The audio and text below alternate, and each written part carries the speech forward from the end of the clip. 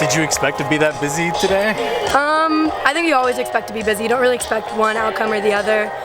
You kind of play with what's given to you, and we ended up being a lot more busy than some people would have expected. What did you see on there when they scored?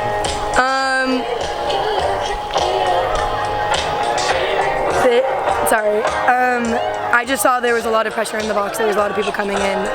There were a lot of people at once. So, yeah. As far as, did it seem like there was it feels like things picked up a lot more aggressively in the second half. Could you sense that out there? Yeah, there was definitely an aggressional kind of, it got more aggressive as the game went on. I think both teams were screaming and clawing, and it's like everyone's hungry right now. Every team is coming into their season, they're coming in hungry, and both teams were going at it, and that's what you saw with the aggressiveness that was happening.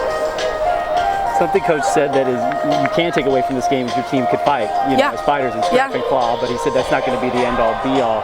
What's the approach kind of now, given these first two games here, what you've kind of seen, one ahead and now one coming back from behind? I think something that we see is like our ability to do that 100%. We're able to finish goals in a game that might have ended in a tie. We saw that in last game. We're able to claw and get back from a deficit, which we were able to last year as well, but this game, you can really see that we were fighting. And I think everything else is going to come together as the season goes on. It's already coming up. We can already see that on the field. We can see the new faces. We can see the new people getting comfortable. And I think it's just going to increase with that. And we might be disappointed in the results, but we can look at what this game brought us and see that we can make it better and bring that stuff into the next game. As a goalie, when you're out there making these great saves and you're just not producing on offense, how do you kind of communicate that to the team and bring your confidence kind of to them, but on the other end of the field?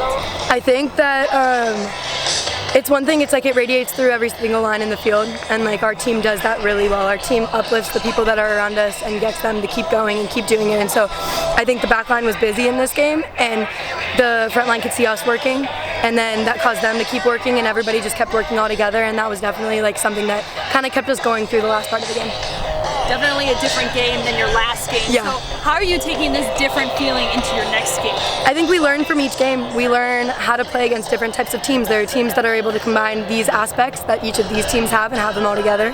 So as we go through both games, we're able to really look at this game, see what we can take from it, look at last game, see what we can take from it, and go into a team that's more kind of mixed in what they're able to show and what they're able to do, and really take all of that together and go forward. What was going through your mind on that last breakaway?